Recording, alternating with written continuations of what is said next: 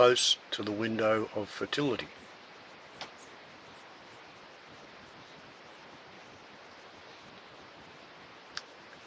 Joey's out of the pouch to make her lighter for becoming aerobatics.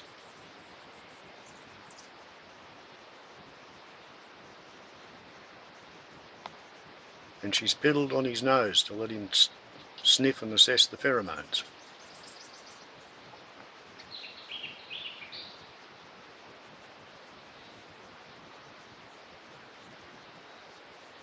I can't see any of the other males. There hasn't been any noise of fighting.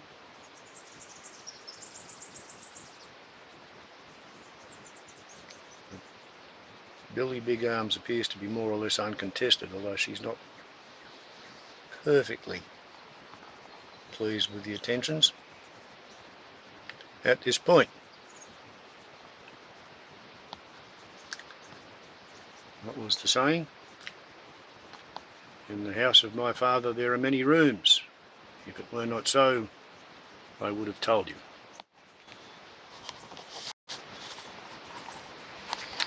Okay, so I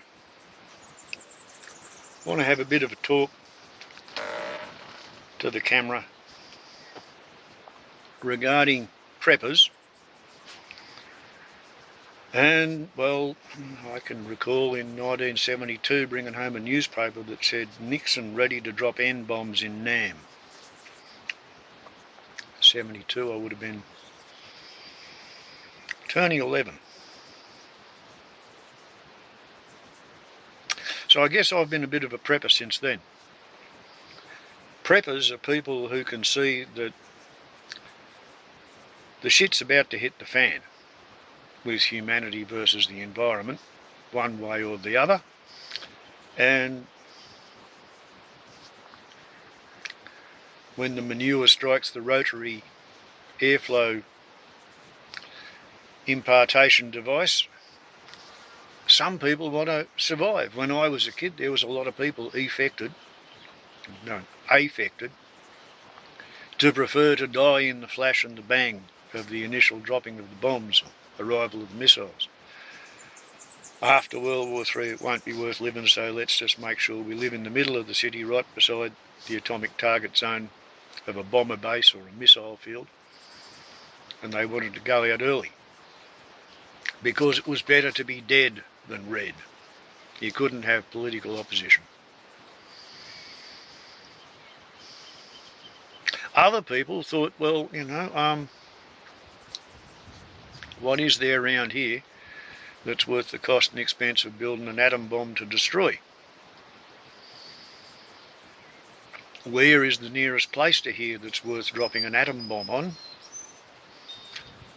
How much problem are we going to have with the fallout downwind of whatever bombs are likely to land within 500 miles, 1,000 miles of here?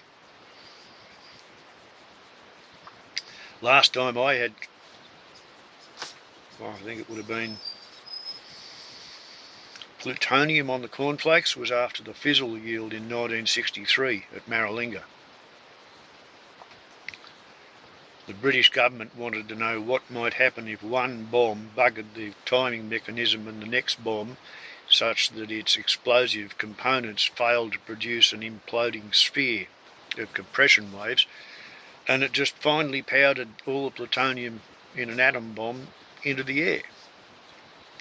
So they put up a tower in the desert upwind of me, and they put up a bomb and they blew it up with the explosives desynchronised to see what would happen.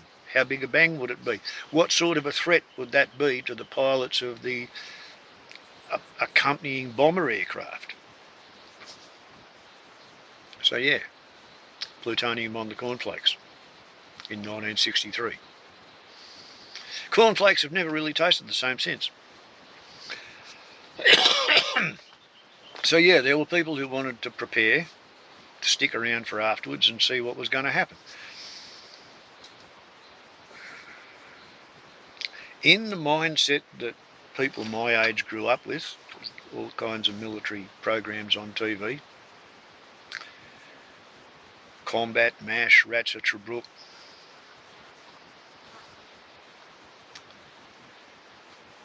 12 o'clock high, it ain't half hot, Mum, Dad's army. There was a lot, even 60s and 70s. There was a kind of a general assumption that everybody was going to run around being nasty to each other, with whatever weapons came to hand in a zero-sum game, fighting over the last resources. Which, as one grew older, came to be seen as paranoid delusions of persecution. Because in actual recorded history, after a great catastrophe, man-made or a natural one, everybody just gathers together to try and help each other. That's what human nature is. Yeah, sure, there are some looters who run around. You know, there are scavengers who turn everything over to see what they can get from the remains of people who've been killed. But that's the minority. It's not what everybody does. So, places where there's a really big marketing push to selling firearms to the civilian community, there's been an entire genre of marketing jism aimed at the sort of person who wants to be at least as well armed the day after the shit hits the fan as they would be if they were a fully equipped, fully trained member of a military formation of their own choice and imagination. Their aspiration, shall we say, their ambition. If they always wanted to be a Green Beret, if they live in a place where they're allowed to, they will spend years working and scrimping and saving so that they can afford to spend that money on some complicated death machine which fires expensive ammunition, and then they'll go out and practice with it so that they can shoot the balls off a blowfly at 50 or 100 metres, essentially wanting to be able to assure themselves that they can kill anything they can see, so that if they're afraid of it, they can make themselves feel better. That's a species of preppers. It's not all preppers. I've been paying the rates on this endangered species sanctuary for nearly 36 years, and I haven't got a gun. And that's why this sort of thing goes on. If I had a gun and played with it regularly so that I could feel fully confident of my ability to drill a hole in a 20-cent piece out to 100 metres, none of these critters would be here, because they would regard me as a randomly murderously dangerous human. As it is, they know I'm harmless, so they mow my lawn for free, while waiting for the fertility window to approach so that he can put a joey in the pouch. So that's preppers. That's one group of people. There's a spectrum. Out at one end of the spectrum, yeah, there are preppers who fixate on guns, and they have a cupboard full of guns and a basement full of ammunition, all to defend against the zombies who they expect to come along the day after the bomb falls. And it boils down to the idea that a zombie is anyone they are afraid might approach them with a view to stealing the one can of baked beans that they have at the back of the pantry, because they haven't got a stockpile of food. They spend all their money on guns. That's not all preppers, and I bloody wish that the gun-toting preppers, the gun-slinging preppers, the violent fantasist preppers would maybe perhaps calm down, ratchet it back, dial down their own squelch, because they're giving all preppers a bad name. That's it. We move on to self-represented litigants in the court. My very first appearance in court, I was self-represented. I was 18, I'd been speeding on a P-plate, I had a job as an assistant mechanic. My job depended on being able to drive. I was going to lose my licence for 3 months and then start again on a new P-plate. And this was all kicking in about 2 weeks before I was going to court, 2 weeks before I would have otherwise come off my P-plate and graduated to a full or black licence, as they used to call it. Now, I grew up in a little country town where my father had been in business in the little country town, and well before I was ever thought of or conceived, because his first wife hadn't died, my father's business was next door to a little old lady who he more or less got on with pretty well, but she began to have objections to cars being rolled out from the workshop and parked on the curb in front of her place, while the car had no engine in it, because Dad was an engine reconditioner and he was working with a bloke who was a motor mechanic, and the motor mechanic would pull the engine out of the car and Dad would fix the engine. You know, after pulling, the mechanic pulled it to bits, Dad would then fix the bits, the mechanic would put it back together and then go back in the car, and off would go the car. They both made a living. But the lady next door, she didn't like it, and in the 1950s, little country towns in New South Wales were highly religious and fairly polarised between Catholic and non-Catholic. She were Catholic and Dad were non-Catholic. And the Sergeant of Police was a bloke named Clugston. And Sergeant Clugston was of the Catholic variety.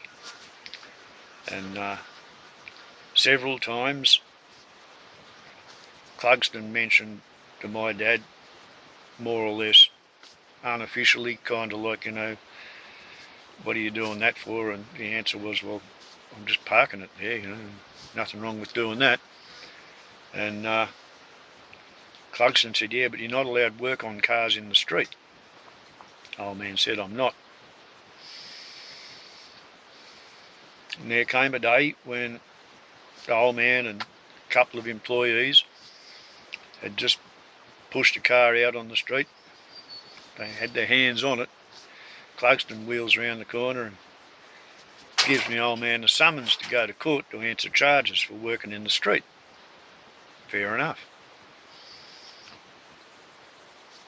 I don't know whether they had a mention hearing before the actual hearing of the evidence. Back in the old days, they probably didn't need such niceties.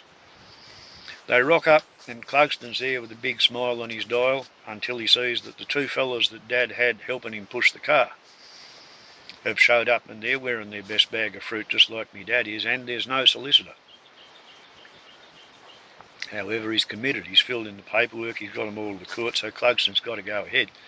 He wanders in there with nothing but his story in his notebook, and he tells his story was that he'd had complaints from the little old lady, and the little old lady didn't like people working on the cars on the street in front of her place, and I saw blocked her view of the ducks in the park, all the rest of it. The old man listened to Clugston give all this, and then it becomes my dad's turn to cross-examine. And he gets Clugston to go through the whole rigmarole again, and then after leading Clugston with questions, you know, and what were we doing? Oh, you were working on the car. How do you know we were working on it? Oh, the bonnet was up and you were leaning over, and the old man says, and what tools were we carrying and using? And Clugston started to gulp like a bloody goldfish, you know, on the side of the river. Because he knew that there were the two fellas who were actually there, ready to be called as a witness when my dad put on his case, which comes after the prosecution puts their case on. And he knew that it didn't matter what lies he told, because the old man had two witnesses to say that when you're pushing a car out of a workshop to park it in the curb, you don't take any tools because you're not going to do any work on it. So that was a story I grew up on. And the idea is that there's not a great deal of point paying a solicitor unless you're trying to get something a bit dodgy through. If you've got a fair income story, just go in there and tell the truth and don't be a smart-ass. So when I was 18 and I was facing a charge of speeding on a P-plate, I went in there and I was told the truth. Yeah, I was doing too fast, and I know I was doing too fast because I was in a hurry because I'm young and car and freeway and too fast. But if I lose my licence, I lose my job. And the magistrate thought it over and said, righto, well, instead of going 3 months without a licence, I'll cancel your existing licence today and you can trot across the road to the RTA, or DMR as it would have been then, Department of Main Roads, and get yourself a brand new P-plate. And instead of getting your black licence at the end of this month, you'll go for another year on your P-plates. So my personal experience is that when you represent yourself in court as a raw 18-year-old, if you do it correctly, you don't hold shit up, you don't annoy anybody, and you get a pretty good run. The more bullshit you introduce into the story and the more pompous and overbearing you are, the worse you're going to have in terms of a day in court.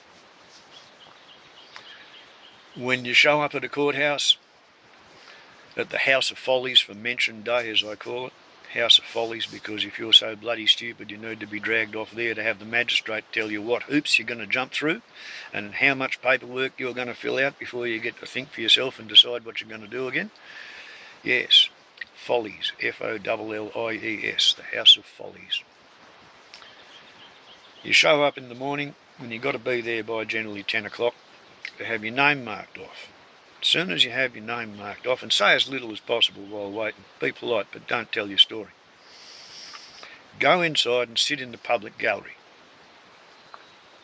Unless it's a children's court matter, you're allowed to sit in the public gallery. There are a few other matters where they might clear the gallery, but basically public gallery is called that because you're allowed to sit there and listen to what goes on. Go in there and sit on your hands so you don't wave them around, and shut your mouth, because you're not allowed to say anything. Doesn't matter what you think of what's being said, you can't talk about it. What you can do is you can observe who sits where and who talks when and how they address each other and what is acceptable in this forum. And if you're lucky and your name begins with something at the bottom end of the alphabet, you might get to sit there from 10 o'clock in the morning all the way till lunchtime, and then from lunchtime until maybe 3 o'clock in the afternoon before you get to go in there. Now that's bad, because being tried in the afternoon you generally get a harsher hearing than you get in the morning when everybody's fresh.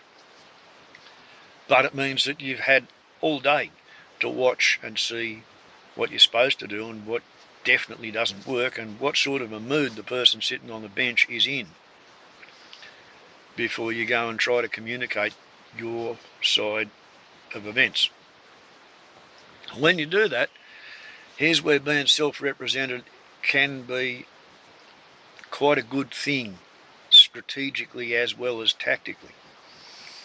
If you rock up to the courthouse and you take the legal aid solicitor, who's absolutely overworked and underpaid and totally harried, and generally they can't get funding to do anything bar plead guilty for you. So if you want a solicitor to plead guilty no matter what you've done, there's that available option. Or if you've got money to go and play around in the market for cheap solicitors, you are stuck and at the mercy of whatever skills and experience that person brings to bear. And whether they're going to rise to the occasion or sink to the level of their training is something that you're going to find out by paying through the nose for the experience. You can go in there and pay a lot of money to lose because the solicitor made a mess of it. That's just a fact of life. However, if you've got an actually otherwise winnable case which you're about to lose through your ignorance of the law and ignorance of standard procedure, then whoever's sitting on the bench is forbidden from allowing you to lose that case merely through ignorance. So they'll suggest that you can't say that, you'll have to, phrase it a different way. Listen to those little clues. Don't argue with the bench. Be grateful that they're steering you in the way to do what they think you want to do. And then they'll make a decision as to whether it's bullshit or not. But if you play the game, you can get good enough at it, not necessarily to win. You don't often win when you're self-represented, but you can emerge having not lost. So technically, it would be in contempt of court to brag about the results of something one has done. But I do know of a case of one self-represented litigant who slowly over the years filed 12 different Section 110 AD1A applications, 112 AD1A. And these were complaining bitterly to the local magistrate sitting with a family court hat on that somebody else had not kept to the terms of the orders of the family court. And I think there were 15 occasions spread across 12 applications. Every time the event would be repeated, a new application would be filed, and it all piled up and it got adjourned in a box. When your case gets to the point that it takes two hands for the clerk of the court to pick the file up and carry it and drop it on somebody else's desk, at about that point the court recognises that this is probably not going to settle, it's not a normal case, we will send it up. That went off to Newcastle and they allowed days to hear it. And all bar one of this self-represented litigants' cases was going to fall over for one reason or another, and that left one single case that might have a chance. Word against word, all based on nuance. If you've watched enough court cases, expecting to get the right answer as a guarantee result is foolish. So this particular self-represented litigant folded as a gesture of goodwill. Okay, that's it, you know. They didn't want to pursue that one on a very thin ice, on dodgy grounds. You know, it would be perceived as being spiteful by any reasonable universal creator God theory. You know, you kind of proved your point at this juncture in time. Back off. So that was what that person did. And then there was a repetition. And the repetition sort of smeared itself across a couple of courts.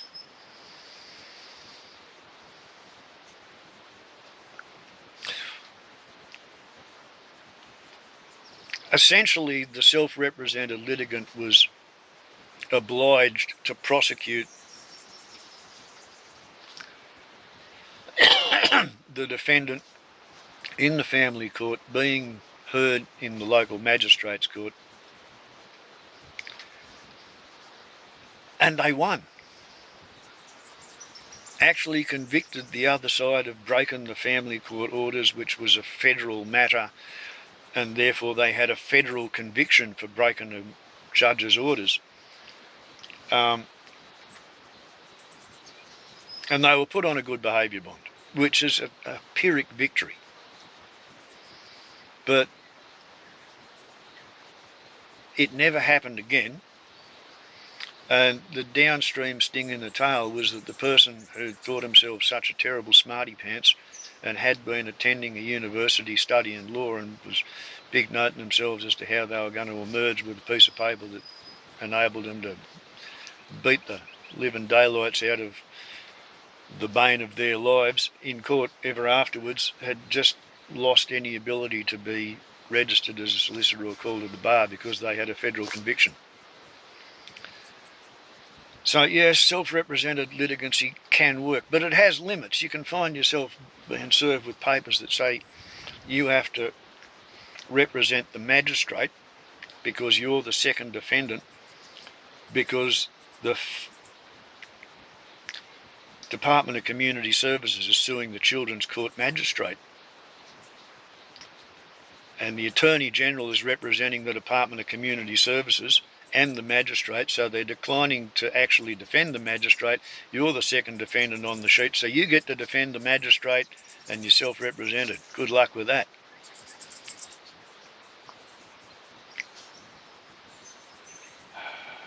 And once again, the Children's Court was involved, so I couldn't possibly identify any of the people in that one. But the self-represented litigant in that particular situation experienced some form of serendipity and synchronicity and benevolent coincidence, the like of which the incidence of which, the rate at which it occurs in the known and observed universe, in my view, is one of the absolute proofs that not all God theory is bullshit. Because a PhD at law with an office in Sydney who was really practiced in appearing at the Supreme Court appeared out of a clear blue sky and offered to take the self-represented litigants case to the Supreme Court on a no-win, no-fee basis. And then they almost, but not quite, quote, won, so they didn't get a fee and they didn't get paid, but the self-represented litigant side didn't lose either.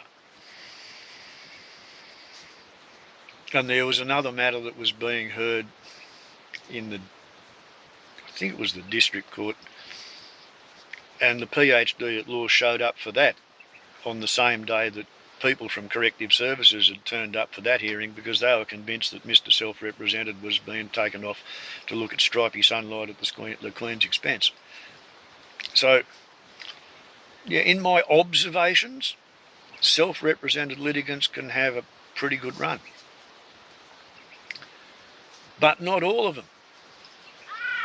If somebody shows up self-represented and they've got a greasy sheaf of butcher's paper scribbled on and they want to drop it all over the floor while they engage in a long, boring, rambling, dubious story, and then they want to argue with the magistrate, they don't do well at all. And while we're at it, let's spare a thought for the poor, long-suffering, bloody magistrates. When I was getting my head cooked and half of my beard was falling out, I heard that a bloke called Sean McCosker had a heart attack and dropped dead. And I actually took time off from getting my head cooked to make a video about him. He was once paid to sit in the local court and listen to two argumentative, dysfunctional family matters. One was me and my missus, and pretty much everything that my missus was saying about me was either very similar to or identical to what a bloke called Barry Goebbels' missus was saying about him. Mrs. Goebbels reckoned that her husband said that he was going to do away with her and then plead guilty to manslaughter for diminished responsibility because she'd driven him mad. And then he reckoned he'd have to do maybe 5 or 7 years in jail, and then he'd be out and she wouldn't be any sort of a problem to him. And he lived at Torrington and she lived in a caravan park at Gyra. And I live here, and the whole thing began when I was at Red Range.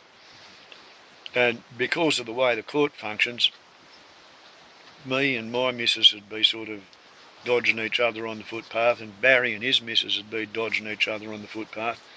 And Sean McCosker had to figure out in his own head what was going on in these two cases. And in the family court, the bench begins with the assumption that both sides are telling 50% bullshit. So they divide everybody's story by a half, and then they look at what's left of that and make their decisions on it.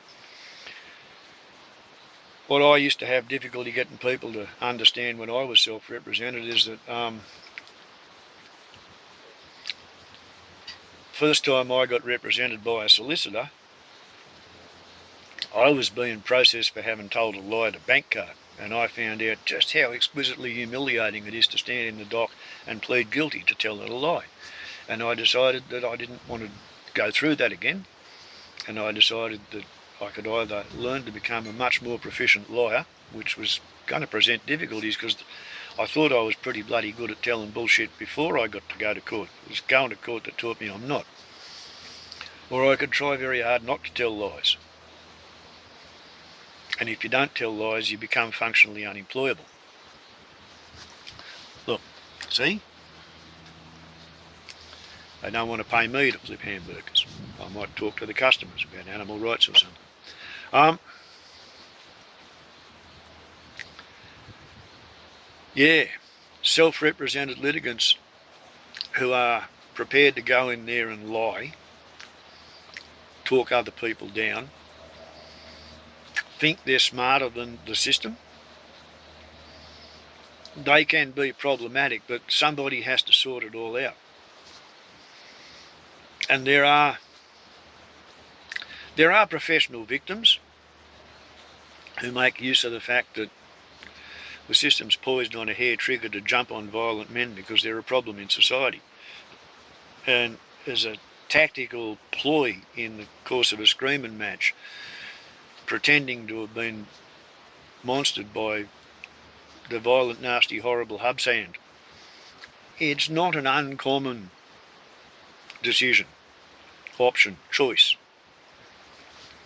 And there sits a magistrate who's listening to case after case after case after case after case. I've seen that bloke on a mention morning, and he had something like, it was like 17 apprehended domestic violence order applications, and 15 of them were cross-filed against each other.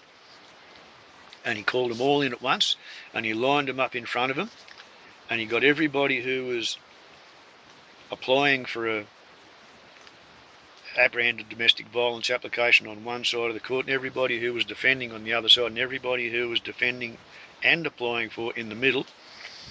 And he gave all of them 3 separate speeches. You get a speech, you get a speech, you get a speech, and all of you got the same speech, and all of you got the same speech, and all of you got the same speech. Now go out next door in the office and sort out what date you're coming back to talk to me next time. It's not quite a sausage making machine, but it's a bit like that.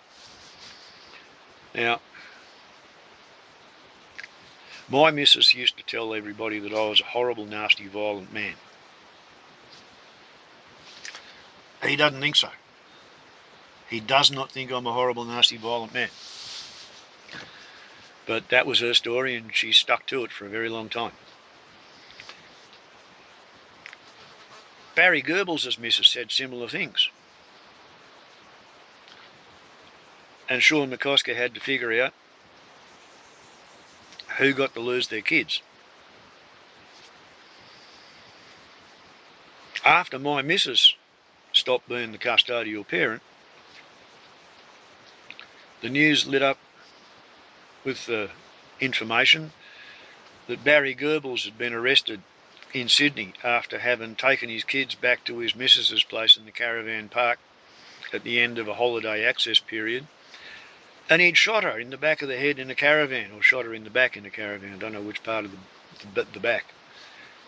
But his kids saw that happen, and then he drove down to Sydney to his parents' place, gave his kids to his parents and said, you know, right now I'll call the police, or maybe the parents called the police. But he's in jail for the rest of his life, no parole. The kids are in England with her parents. He's never going to see his kids again. So not all self-represented litigants are harmless. Not all self-represented litigants are festering murderous arseholes, but some are. Now, I'm pretty sure I never heard Barry Goebbels carry on with any sovereign citizen shit, but he was a prepper. He thought society was going to fall to pieces, and he was one of the people who wanted to live out there on the fringes of society and train himself to live by hunting. That was his fantasy. And he sounds kind of sort of similar to this Desi Freeman, Desmond Philby, before he changed his name, who's apparently been on a pension for decades, you know. Guess who else has been on a pension for decades? But instead of trying to get along and raise your kids to fit into society and not to be fuckwits, he seems to have flipped out, particularly around the COVID time. Maybe he's never studied any microbiology or virology or infection control. I used to find me way around hospital regulations to get all of the people with the infections and put them in one little ward, and when the charge nurse come back to work on Monday morning, the rear bay of Ward 610 Concord Hospital had become, magically with no paperwork, the hospital's Staphylococcus aureus multi-resistant barrier nursing unit with 6 beds and a first-year student nurse in charge. And she vowed and swore and declared she was going to close that down, clean the patients up, shut it down, go back to being a surgical ward. 3 years later, I graduated with a distinction, and she still had Concord Hospital's multi-resistant staff barrier nursing unit in the back of her ward. Back in the days when over there on the this side of the aeroplane trailer, there's a stone fireplace. Well, I was sitting there in front of the stone fireplace when the tent that I was living in was beside the fireplace where the aeroplane trailer now is. So we're talking about 10 years after I finished working as a nurse at Sydney. And it announced on the radio that the New South Wales Department of Health had given a grant to Concord Hospital to turn the back bay of Ward 610, which had been their staff barrier nursing unit, into being the dirty burns unit, because antibiotics had got on top of nearly everything else at that point. But the burns unit was in Ward 630, and they were both on the same floor across the lift well. So if they could put all of the infected burns patients in what used to be the staff unit that Muggingear set up in 1980, might have been 81, then they could get cleaned up and then moved across to the clean burns unit. So when COVID came out, I was a bit of a masked Nazi. This Desi Freeman, he appears to have got on the side of referencing the Magna Carta as to why he didn't have to wear a mask or some bullshit. He's apparently highly regarded by the COVID hoaxers because he's either tried to sue the Premier of the state of Victoria and or he's attempted to arrest the magistrate under some imaginary legal beagle and briefcase code that the sovereign citizens, who are a different mob entirely, have dreamt up and convinced themselves that if they can find the particular magic ritual code words, not use any capital letters perhaps when spelling their name, they can somehow make themselves immune from having to pay rates and taxes. These very, very high proportion of these people have run away from the city, moved into the bush, bought 100 acres, and then found that they've got to pay rates. And if they move into a bit of bush where there's a whole lot of 100-acre blocks that have been bought up by the yuppies and they change hands for a lot of money, then the rates can be really big and bad and ugly. My rates here is about $857 a year for 100 acres, 40 hectares. It's better to pay rates on 100 acres out here in residential non-urban than it is to be paying, I don't know, $3,000, $3,500 rates on a quarter of an acre in town with all of the mod cons of living in town. Grid power, reticulated water, reticulated sewage, garbage pickup. Next door neighbours so close that you smell their cooking and they smell yours. Yeah. And no choice as to who your next door neighbour is. At the moment, if I smell someone else cooking, that's me daughter 50 yards away in her camp.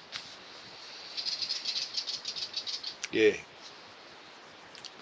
So people who live on the outside fringe, they can be self-represented and they can be harmless. They can be a prepper and they can be harmless. Difficult to see how you can be a sovereign citizen attempting to be outside the parameters of known statute law and known common law, legislative and regulatory law. You can't just declare yourself immune from all of that. There was a bloke who pulled off something very similar, Prince Leonard of Hutt River Province. And his thing was that back in the 1960s, if you grew a certain amount of wheat in year A, then in year B you weren't allowed to grow any more wheat than that. And this was to stop people from expanding the wheat growing area of Western Australia for all manner of reasons.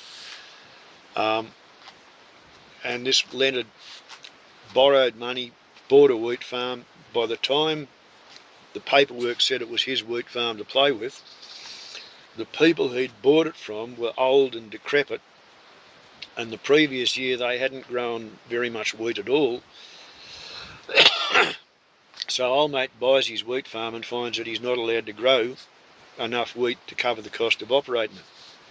And he became cranky, and he looked in the Encyclopedia Britannica, and in those days, living out past the end of the grid, they didn't have TV, and they had probably kerosene lights or diesel generator. They had a lot of time to read at night, and he'd read pretty much everything in the Encyclopedia Britannica, and he had a very active and retentive mind. And he decided to act on the idea that back in the way back when, if you had a land holding and you had a business model and the government of the day made a change that made it impossible for you to make a living, then under British law, which was inherited by the Australian Commonwealth, you could formally secede from the Commonwealth and become an independent principality, and that's what he did.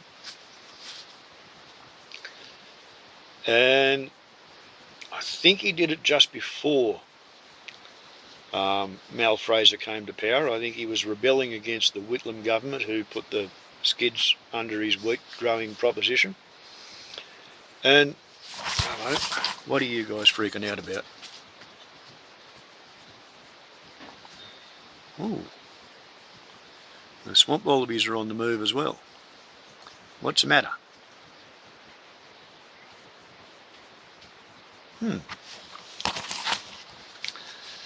So the Fraser government had just come to power, and the Fraser government, a bit new and wet behind the ears, didn't quite know what to do.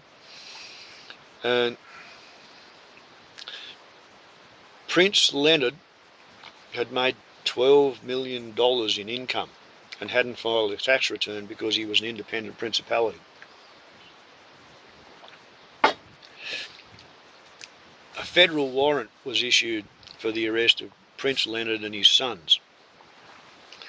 And the West Australian police showed up, and they arrested one of Prince Leonard's sons, Crown Prince Roderick or whatever his name was, took him to town, put him in the clink, and Prince Leonard fired off 2 telegrams, one to Mal Fraser and one to the Security Council of the United Nations, declaring war on Australia because his son, Crown Prince, had been kidnapped, and he gave Australia 3 days to release his son. And Mal Fraser looked at it and laughed, and the Security Council sent him back a telegram saying, well, you know, fair enough, good luck. Your position is noted. And that was because he'd been travelling the world for a while on his Hutt River Province passport, and he'd visited the Vatican City, and a few people around the world were taking him a bit seriously because he did actually have a legal case. So that was what he did. And on the first day of the war, he went into his printing press, where he normally used to print monopoly-like money, and tourists had come out to him. He'd changed their Australian dollars for Hutt River Province dollars so they could buy a feed in his restaurant and pay for the motel room, and then he'd change back with anything they didn't want to keep as a souvenir, and he made 10 cents on the dollar each way in the exchange. That's how he got his $12 million per year. The wheat farm had died down and the tourist business was going real well for him. But in his printing shop he made up leaflets, and the leaflets announced to the population of Australia the background of his dispute, the fact that his son had been kidnapped, and pointed out that here he was in his seaplane, a Lake Buccaneer it was. I worked on it years later at Bankstown.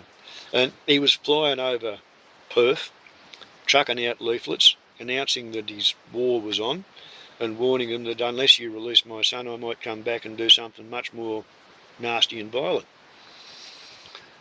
So he conducted an act of aggression against the sovereign nation that he declared war against, and had his declaration ratified. And on the third day of the war, Prince Leonard rested.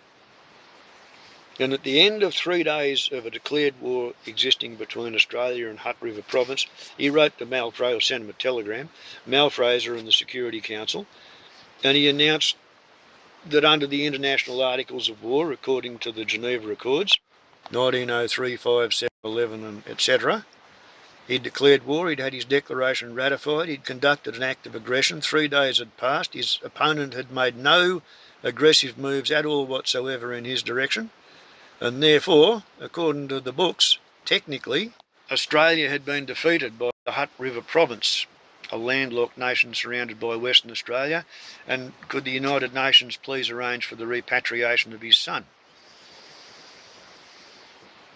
I think it was the next morning, it might have been 3 days later, but his son was duly released and sent home with a $2 fine for failing to submit a tax return. And that was the status quo ante until Prince Leonard died.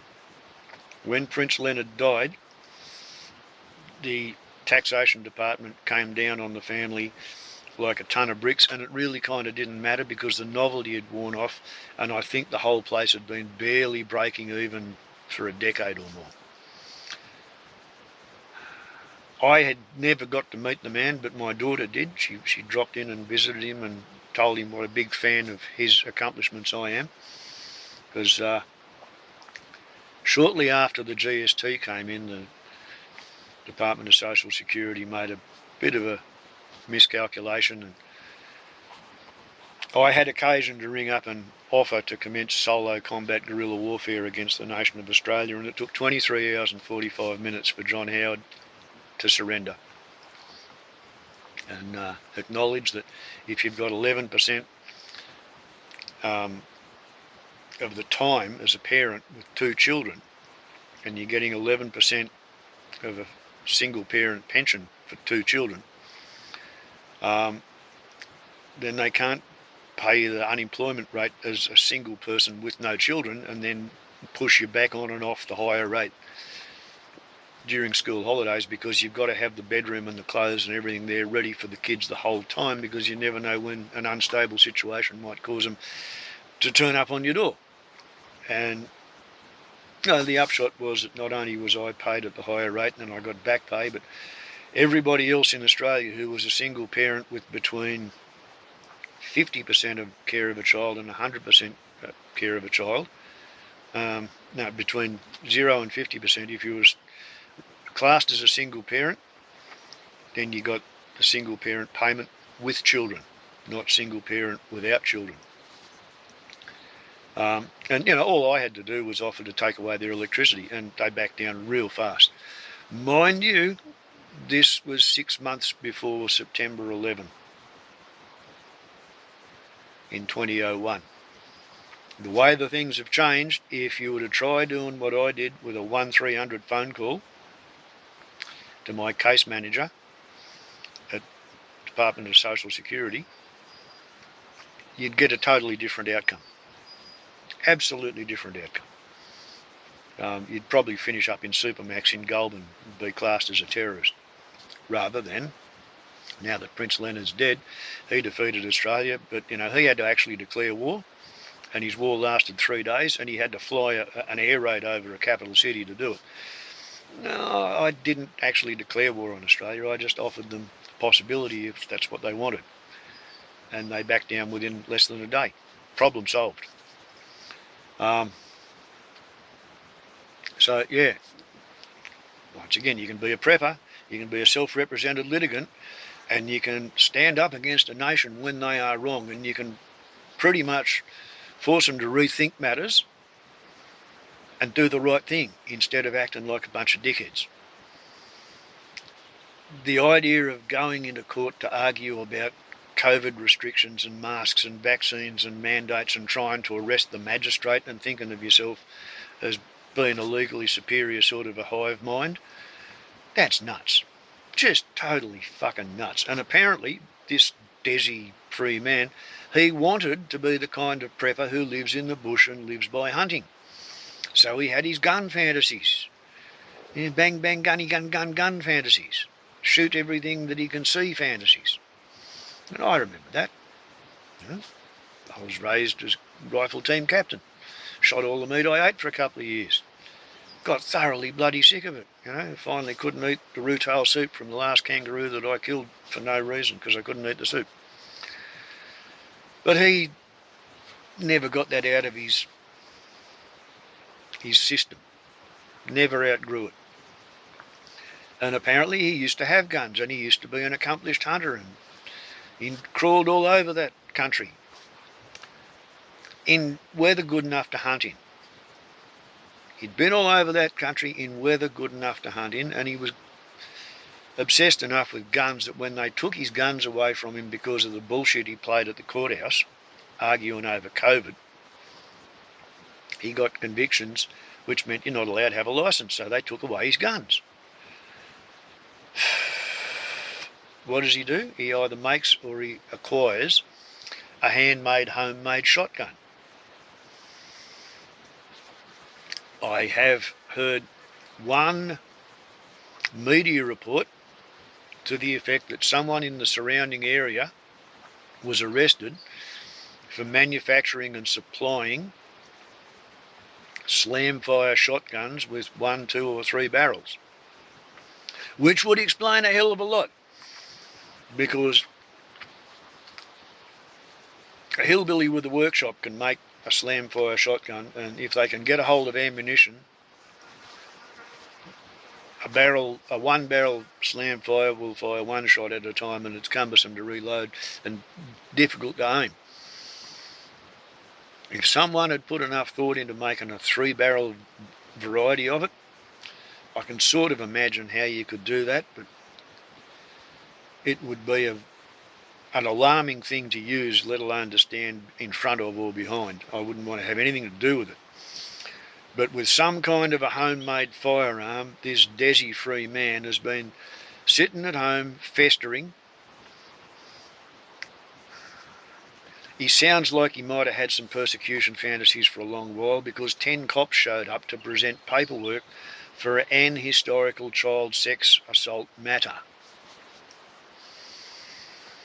And it is alleged that he used his homemade firearm to open fire, presumably without warning, from concealment, otherwise why would they be standing targets, on 10 police officers. And he hit 3 of them, and 2 of them died, which, if he was using a homemade 3-barrel slam-fire shotgun, says that he spent a lot of time practicing and training to shoot. Then he's collected the guns and presumably the ammunition from the police that he's killed, and he's run away. How much further ahead in time he had planned his movements, I don't know. He may have had a friend who saw the convoy heading in his direction who gave him a heads up over the phone, or he may have just heard rumours of the paperwork being in the pipeline and been festering for days or weeks in advance. I don't know. But then we have a situation where he's suddenly a fugitive and he's got somebody else's guns and he's killed 2 policemen. And the police are going to be reacting in surprise, and it'll be a while before the 7 survivors can organise enough help to go and do anything effective about tracking him in that terrain. And he ran away into the tree line, and really, really cold, shitty, windy, snowy blast of iciness came up from the South Pole because the southern polar jet stream has been destabilised by the southern meridional overturning circulation current having stopped in 2015 and then reversed in 2016, and the weather pattern all over the world has been going crack-a-dog ever since. And for some reason, both poles have destabilised their circumpolar jet streams and are firing gusts of cold frigid air down at everybody in the temperate area who's been otherwise cooking and getting burnt in bushfires. Anybody would think Gaia is attempting to act as a superorganism to use the last reserves of cool to try and give everybody in the living quarters time to sort themselves out and stop making shit worse. Don't know how many people looked at the blood moon last night and thought, gee, sign of the times, and worried a bit about what's coming. And how many people in Jordan were cheering, oh, isn't it great? Hey, blood moon, I always wanted to see one of them. Yeah, they'll learn. So there's Desi running away from having opened his combat career by ambushing 10 policemen and killing 2 of them and injuring another one. And this has caused enough carnage that he's able to make his immediate transient escape to run off into the dark onto a hill covered in undergrowth and forest in a blizzard. And it's decorated with mine shafts, abandoned shaft mines, of vertical shafts. From the gold rush 150 years ago. So whatever planking was on top of the shaft, it's gone rotten. Some of it's rotted away entirely and you might see the hole in daylight if you're walking. At night if you got a torch, but by night time you wouldn't want to have a torch because there'd be a helicopter lurking. And time's moved on to the point where the helicopter's looking for him. They're going to have forward-looking infrared radar.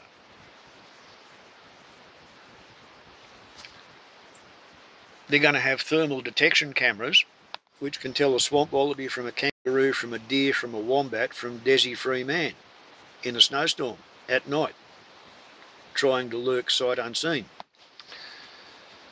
So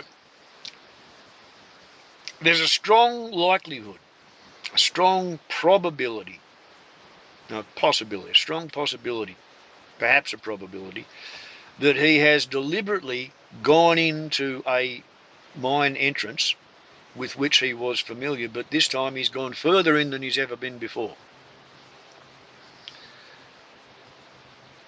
There's a possibility, if that has occurred, that a cave-in or a fall-in has occurred and he's hurt himself and he's stuck in there and he's by now probably died of thirst. There's also a possibility that it's caved in on him or he's fallen down and hurt himself. He may have just walked over the top of a mine shaft and fallen straight down.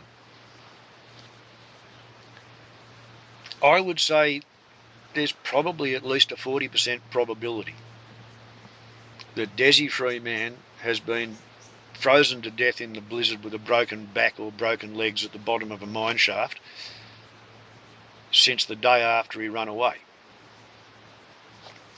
Because by the next morning, there was a lot of people looking for him.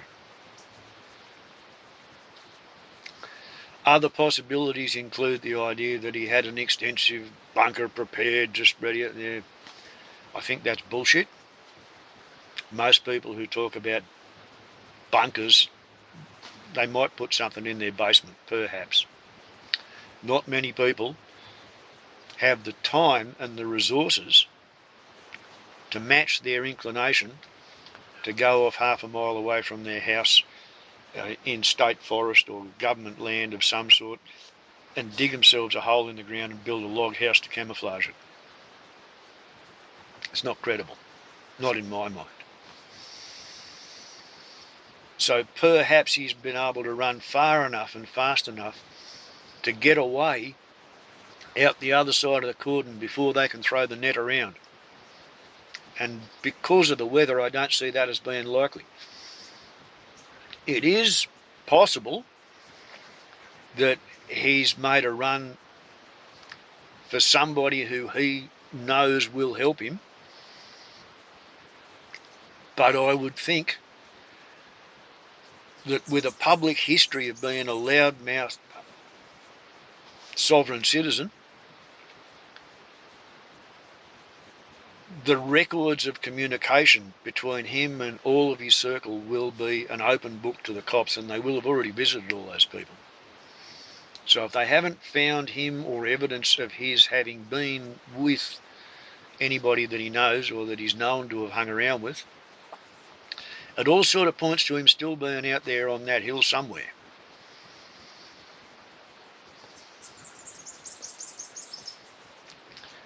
And like, thermal detection cameras are pretty good, you know, like he might not be able to hear the helicopter at night. It's got its navigation lights off and it's 5,000 feet up and 5 miles away, and it's picking him out as he walks outside of his mine shaft to have a piss. I reckon they would have found him by now if he was a lurker. That's just my guess. And not too many people are up for 2 or 3 weeks of their own company unbroken.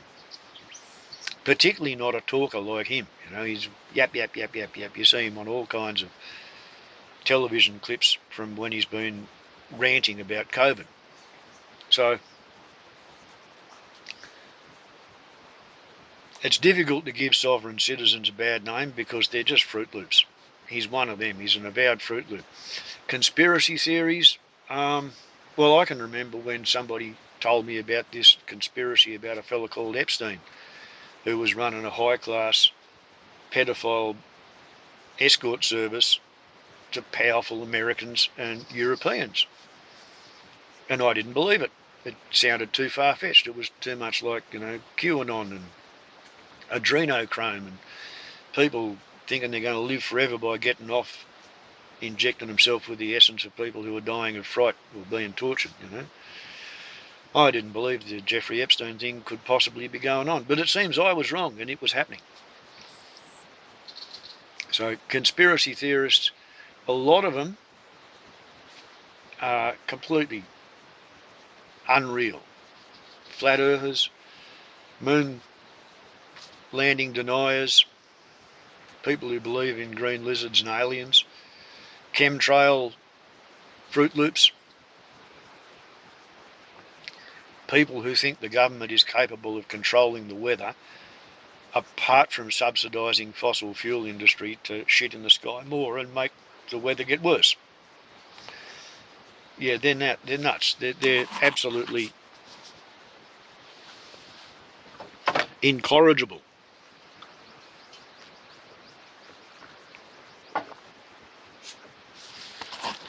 But your well-intentioned, rational, reasonable, self-represented litigant is not a problem. And I would suggest that if they have got a problem self-represented litigant, they should just fast-track the process to have them declared to be a vexatious litigant. Because a vexatious litigant then has to sort of seek leave from the Supreme Court in order to file an application in the local court of petty sessions. You know, you have worn out the patience of the court and they're not going to listen to anything you have to say because you've cried wolf too many times already. I don't think all self-represented litigants should be treated like that as they walk up to the court for the first time. And I think one of the factors which has caused the festering, blossoming, growing crop of self-represented litigants was when the state government decided on a bean countering level that because the whole system was being streamlined and computerised, they no longer needed to have a chamber magistrate and a clerk of the court and a painted secretary in the office beside the courthouse with all of the paper records and all of the books and all the forms pre-printed in a pigeonhole, ready to go, so that Fred Nurk can walk in there and huff and puff about what a terrible thing's been going on in their street, or what they want to complain about their neighbour having done, or what their wife's done now. And the clerk of the court or the chamber magistrate back in the old day would listen patiently to them because yes, you're a citizen and you've got these problems. Well, you know, I can't help you with telling you what to do.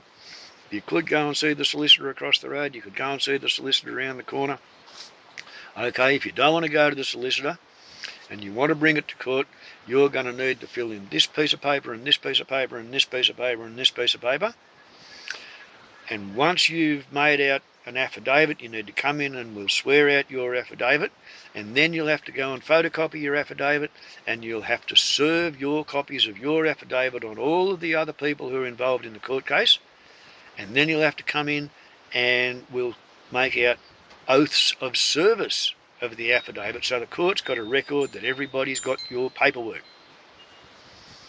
And then your little self-represented litigant can run off and play with their typewriter, and they can jump through the hoops with a photocopy machine, and it might take them 9 years to rescue their kids, but they can do it. Being uncomputerised, I'd be fucked if I ever had to try and do it again today. Wouldn't have a clue. I would be reduced to driving to Armidale and trying to talk sense to the people in the courthouse office there and slowing them down. So maybe after the grid falls down and stays down, we will revert to paper records at the courthouse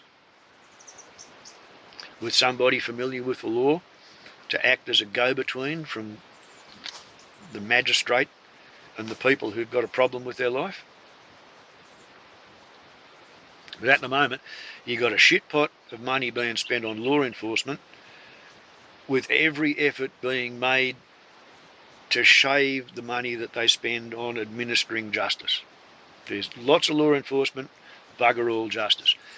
And the law enforcement's changing as well. In the main street of Glen Innes, they've just put up a whole lot of security cameras because somebody was having a festival of kicking in shop windows at night time. Now they're going to be able to see who's doing it.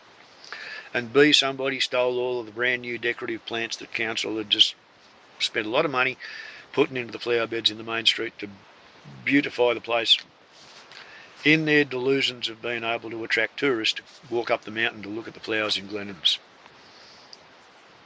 Never going to happen.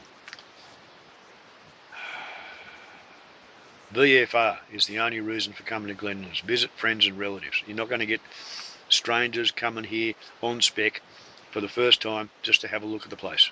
They've got to know something or know someone here and be coming here already. But that's another story. However, what it means is, if we're going the same way Britain is, over there's cameras everywhere and almost no visible police officers on the street. What happens is somebody has a temper tantrum, they do something stupid, it gets captured on camera, whoever is the victim complains to the authorities dial up the cameras, make their case, apply for the paperwork, and then they show up at that person's home address and arrest them. They don't appear to be attempting to give the population the idea that you shouldn't do this because, it's a bad thing to do. If you do this, we will catch you and jump on you. Which, it's probably more healthy than the police thinking they can prevent future crimes by punishing people who've done something in the past.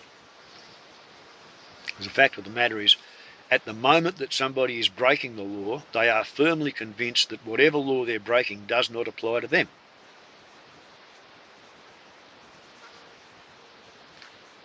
That's just how it goes. They think they're so clever that they can get away with it and nobody can catch them. Or, laws about assault don't apply to me. He said something nasty about my mother, so of course I punched him in the mouth. Didn't mean for him to go over backwards, hit his head and crack it on the concrete and die, but that just happens. He shouldn't have said such a silly thing.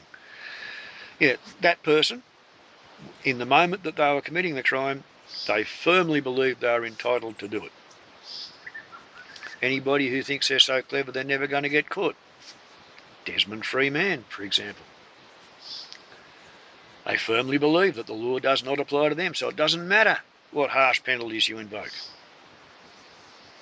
There's another point about Desmond Freeman. Only about 15% of humanity has the genetic wherewithal to have the structure of a brain that's capable of killing a member of our own species without freaking out about it because thou shalt not murder.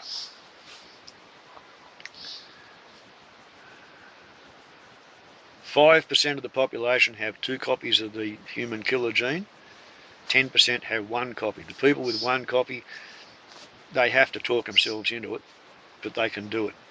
The people who have 2 copies don't have to work very hard to talk themselves into it. It's pretty clear, him or me, bang. Ha ha, you're dead, I'm not. On they go.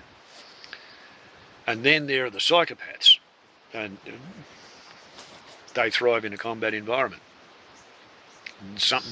They not only have the 2 copies, they also had a difficult childhood, and they want to get even with the world. They want to inflict pain. But yeah, it's the point is, if Desmond Freeman has had his head filled full of romantic fantasies about how glorious it is to be self-sufficient and kill your opponent and not be forced to retreat, and now he's finally had his opportunity to give himself his combat debut, and he's fired 3 times and he's hit 3 times and he's killed 2 of them and he's run away with the policeman's gun. Now he sits down with his back against a tree and he sighs with relief and he shuts his eyes, and he's confronted by the shades of the 2 people who he's just chaotically killed, and now they're stuck in the first and lowest heaven of the earth, and they're screaming at him to ask him what the hell he did that for. He may well have used their guns against himself before the sun rose the next morning, because he couldn't stand the guilt trip of living with what he'd just done. Having studied the matter for, like 4 or 5 decades, I'm pretty sure that a lot of the people who decide they're going to go out in a blaze of glory and then they shoot themselves, they find that after they've had their little tantrumic moment that they've fantasised about for days, weeks, months or years, then they can't stand living afterwards. So that's my thoughts on Desi Freeman. Desmond Philby, before he changed his name for the clicks. Don't know if any of it made sense, but I've had some complicated feelings that have been building up for a fortnight over what that stupid fucking prick is doing to society's view of hillbillies who live out on the fringes of society and just want to get along with the rest of Australia. Warbles on a lot to YouTube. Ciao.